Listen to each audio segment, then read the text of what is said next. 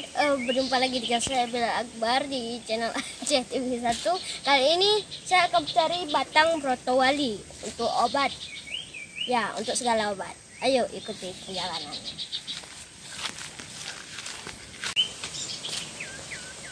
Ya sahabat, kemarin di sini udah lama ada ditanam sama ayah saya. Ayo kita lihat bagaimana sudah.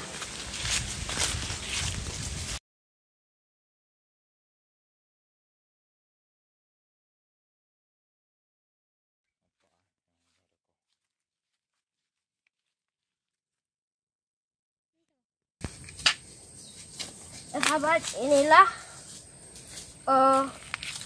batang brotowali yang insya Allah bisa menyembuhkan berbagai penyakit.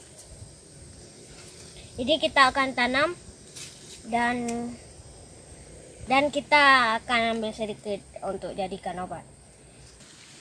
Ya sahabat, inilah bentuk daun muda brotowali. Ini daunnya, ini batangnya. Seperti ini, seperti daun lawah.